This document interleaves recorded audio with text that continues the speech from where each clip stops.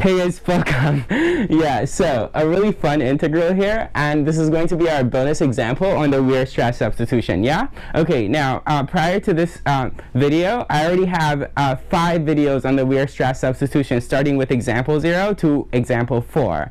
And in all previous videos, I said example 0 is the most important, because there, we look at the Weirstrass substitution big picture, and we also derived some important equations that we're going to use in this video. So if you find yourself lost in this video, then go back and watch example 0 on the Weierstrass substitution, yeah?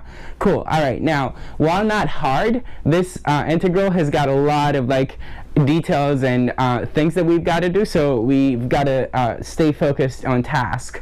But yeah, prior to that, may the Lord Christ bless you, bless me, and bless this video, and may he reign over the universe forever and ever. And yeah, so before thinking about this integral, I had an interesting thought where, like, you know, I was trying to figure out if, you know, this guy I read in college, Sullivan, was wrong. And what Sullivan said is that, like, being homosexual is unnatural. There's no scientific evidence for it, but you could also like gather that, like, you know, if you try really hard, you could probably over time fit a penis in someone's nostrils, but clearly a penis doesn't go in a nostril, just like how a penis doesn't go in an anus. So it's pretty obvious that it's unnatural. But I was like, you know, I was trying to really figure out, like, if this struggle of black people is the same as the struggle of homosexuals, which is that, like, you know, if just like being black, being gay is natural, and I figured it out. It's really exciting. I figured it out. So this is how you become gay naturally. It is when a woman is pregnant with a boy and then a man has intercourse with her. Huh? Okay. All right. Let's get started. So you call this integral I, right? And then let's make the substitution. Let's let x equal pi over 2 minus t. Then it's clear that dt is equal to negative dx, right? Or rather, dx is equal to negative dt is better, right? So let's look at it that way, although what I wrote was correct also, right? Okay. All right. And I is going to become, well, the lower limit 0, right, will become, well, it's going to be what? 0 is going to become pi over 2, right? Right? Because when x is 0, we're going to get t is equal to pi over 2. Jesus Christ, did I really have to think about that hard? It's okay, it's okay. And then the upper limit turns to 0, right? And then we'll have sine squared of pi over 2 minus t, right? Pi over 2 minus t. That's the numerator, and then the denominator is going to be, well, sine of pi over 2 minus t plus cosine of pi over 2 minus t. And finally, dx is negative dt. So I'll write the dt right there and the negative sign in front. But we recall this negative sign will allow us to swap the limits of integration. So now we can change 0 to pi over 2, right? Okay, I swapped the limits again, taking the negative from the dt, yeah?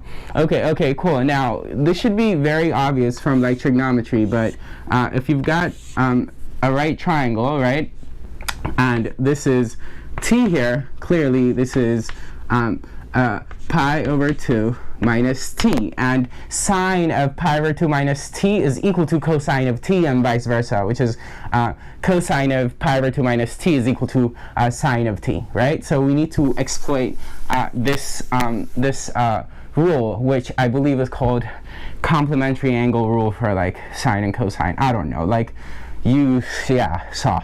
Okay, so this numerator is just going to become cosine squared of t, right, from what I just showed you. And then this here is going to become cosine of t, right, and this here is going to become sine of t. Okay, but wait, t, I could change to x if I want. So like if I write x here, x everywhere I see a t, I could change it into an x, right? Like, and if I do that, look at this. I is equal to this. That's really convenient, because now if we write 2i, which is add this I and this I, then we have 2 i's. No, we will have 1 in the numerator, right? Because sine squared plus cosine squared is 1. So we go 0 to pi over 2, and then 1 over what? 1 over, well, writing sine x plus cos x is the same as writing cos x plus sine x. I like the sine x plus cos x part. Sounds better, so a version, not part. Okay, whatever. Sine x plus cos x, right? Okay. And dx, right? Okay. It is here where the weird but substitution is going to come into play. I meant the Weierstrass substitution is going to come into play. Now, as I told you, watch example 0 on the Weierstrass substitution, and if you do, you will know that all Weierstrass substitutions start with this statement, which is u equals tan of x over 2, right? Okay, cool. And then from here, you'll be able to realize, through all the things we did in example 0, that sine x is equal to 2u over 1 plus u squared. Then cos x is going to equal 1 minus u squared over 1 plus u squared. And then the only other thing we need for this integral is dx, and dx will become 2 du over 1 plus u squared. Again, I showed you why all 3 things are true in example 0. So watch that. I'm about to fall, sorry.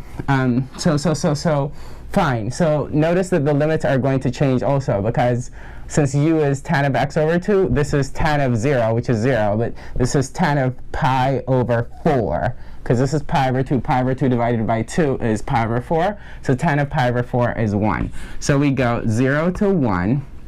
And then what? And then dx, well, I'll put dx later, but I'll write for now 1 over. And then it's sine x plus cos x, so we'll have to add these two. Well, they have the same denominator, so I could just add the numerators and keep the denominator, which means I write minus u squared plus 2u plus 1. I should write it the way a polynomial should be written in descending powers of, in this case, u, right? So then 1 plus u squared aquí. And then I have to multiply by dx, right? So dx is what? Well, let me take the 2 from the dx and write it in front. But otherwise, dx is going to equal du over, sorry, I was caught in a thought, and that thought is the realization that I didn't write that this is equal to 2i. But I, mentioned it, so you should know. Now this happens, right? That should be pretty straightforward. And then I promise you this is like the most efficient solution to this integral. Yeah? Okay, so then we go 2, and then integral 0 to 1. You need to pay attention here, okay? So then du over, and then we could factor out a negative from the quadratic that survives, right? Because this is gone and this is gone, right? I guess I'll write 1 there since, yeah, okay. But yeah, like if we factor out a negative from the quadratic, we could write u squared minus 2u minus 1, right? Now, this here is not very convenient. It's not a perfect square in particular. So what I'm going to do is I'm going to, inside the parentheses, add 2. That way I have a perfect square. Oh wait, I can't just add 2 randomly. And by the way, I didn't add 2. I subtracted 2 because of this minus sign. So what I did is really subtract 2. But inside of the parentheses is going to look like I added 2, right? Now, because I subtracted 2, I make up for subtracting 2 by adding 2. And I could add the 2 outside of the parentheses here, but I'd rather write it in front, right? Okay, cool. And of course, minus 1 plus 2 is just 1. So I could just write, the u is gone with it, plus 1 right here, right? Now, this here, this quadratic, is a perfect square, and that's why we did what we did, right? And it's u minus 1 all squared, right? Okay. So this is u minus 1 all squared, right? Okay, got it. Now, where to from here? So again, this is 2i, right? 2i. Now, one of my favorite things is difference of squares.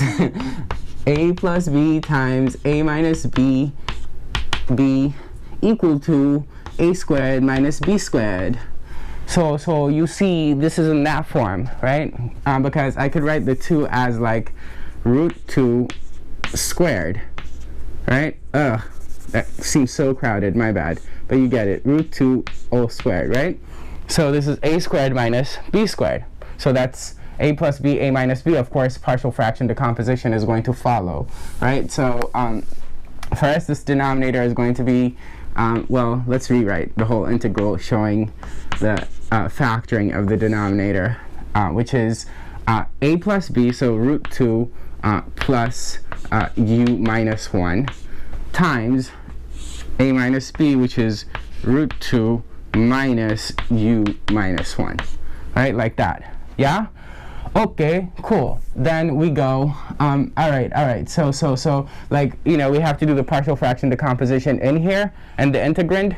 So like, let's just worry about the integrand, right? So like we go a over, notice that like, even though this seems complicated, it's a linear, right? It's a linear in u. So we have a over, and then what is it? 2 plus u minus 1. 2 plus u minus 1. Don't need the parentheses around u minus 1 anymore, right? And then plus b over, and then it's root 2, and then root 2, and then plus 1 minus u, right? Like that. And this was root 2. I just wrote it 2. I don't know why. Okay. And it's root 2 minus 1 plus u, so I'll write it that way. Root 2 minus 1 plus u. And this is root 2 plus 1 minus u, right? Okay, cool. Now, so then this here, we have to multiply by root 2 plus 1 minus u, top and bottom. Notice that when I multiply the bottom by this guy, right? Like, in other words, when I multiply the bottom here by this, what I'm going to get is what we had before we like factored, which is 2 minus u minus 1 squared, right? Okay, so I'll just write that here. So 2 minus u minus 1 squared. And likewise, here, what we're going to do is multiply top and bottom by the other guy. I wish I didn't erase them because now I don't remember. What is it? It's root 2 minus 1 plus u, right? Yes. So root 2 minus 1 plus u, b, times root 2 minus 1 plus u. Now, of course, I have to multiply the denominator also by this fella, but like, you know, again, once I do that, the denominator here will turn into the same denominator as here, right? And so, in fact, let's copy and paste it right here and use one giant denominator, right? Copy and paste would be so wonderful on a blackboard. U minus 1 squared, right? Okay, there we are. Now we're saying that this here is equal to 1 over this, right? So 1 over this denominator, right? So then that means that 1 will have to equal a times root 2 plus 1 minus u plus b times root 2 minus 1 plus u, right? Okay, now if that's true, then here we can make strategic choices of u to solve for a and b, and that's what we're after, right? Solving for a and b. So what are those strategic choices of u? Well, if we let u equal root 2 plus 1, the a will disappear. And so we're going to get 1 equals, again, we're plugging in root 2 plus 1 for u. So this part will be 0, and then this part is going to be b times root 2 minus 1 plus root 2 plus 1. Well, minus 1 and plus 1 take care of each other, so b is going to be multiplied by 2 root 2. All right, so it's b times 2 root 2, or 2 root 2 b. So clearly that means b is equal to 1 over 2 root 2. So b da equals 1 over 2 root 2. All right. right, and then what do we do? And then now we want to make this part 0, so we plug in negative root 2 minus 1, which is like 1 minus root 2. So when we do that, we're going to get 1 is equal to a times root 2 plus 1 minus 1 minus root 2 is what I just said, right? And of course, once we plug that in here, it's going to be 0, and that's why we like made that choice. Okay, now if I distribute this minus sign, I'm going to get minus 1 plus root 2, right? And so 1 minus 1 again, nil, and then a times 2 root 2, and so a is also that. Got it. So then that means that without this 2, our integral is now, I'll multiply by 2 in the end, our integral is now 0 to 1, and then the partial fraction decomposition was a, and by the way, I can pull 1 over 2 root 2 from a and write it all the way in front, and that means that I pulled it out of b also. So I'm just going to get 1 over what was the denominator of a, and the denominator of a was, I think, root 2 minus 1 plus u, right? So it's, well, a and b are the same, so I can't make a mistake, so, right? Root 2, even if I didn't remember, minus 1 plus u. And then plus, right? And then it's going to be b, which is 1 over, and then b is going to be root 2 plus 1 minus u, right? Root 2 plus 1 minus u. And then, of course, du, and there's this 2. Why leave it behind? It's not so hard. I could just put a 2 there, and in fact, it's very helpful. These guys cancel. I'm just going to get 1 over root 2, right? Which is root 2 over 2, so let's do even better. Root 2 over 2, right? Okay, cool. Now, we just have to do the 2 antiderivatives here, right? Now, you can make a substitution. You can let this be like, I don't know, v, and this w, but it's pretty easy to see how you integrate these two guys, right? And so where do I do it? I'll do it right here. So what we'll have is root 2 over 2, and then 0 to 1, and then, well, I'm doing the integral, right? My bad, y'all. So root 2 over 2 times the natural log of, yes, natural logs come with absolute values. Some person from MIT, I suppose he goes to MIT, said, like, this is MIT. Again, this is YouTube, not MIT. But he was, like, commenting on how I don't have absolute values around my logs. And it's like, why are you watching a Weirstrass substitution video if you don't understand that? Duh, like, we all know that absolute values are necessary for logs. In fact, I have a video proving why absolute values are necessary, or showing why. Okay, not proving. Anyway, we go the natural log of, and this part we're going to get u plus root 2 minus 1, and then, and this part, remember, if you make the substitution w equals this, then dw is going to be negative du because of that minus sign in front of the u. So basically what that means is, instead of just natural log of this denominator, you'll need to retain a minus sign, and then a minus sign, and then natural log of root 2 plus 1 minus u. And of course, we've like now finished the integral, so we need to evaluate from 0 to 1, right?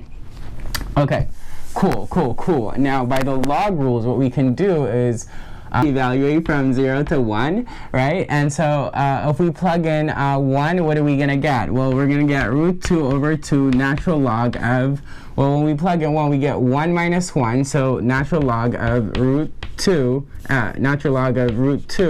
over, and again, when we plug in 1 here, we just get root 2. So when we plug in 1, we get natural log of 1, which is nothing. It's 0, right?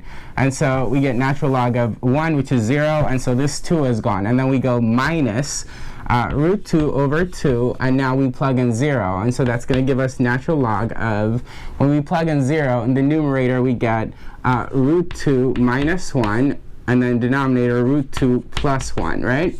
Okay, now this minus sign here, by the log power rule, we could put right there. But then that means that this fraction will be, it's reciprocal if we get rid of that minus sign, so that's a plus and this is a minus.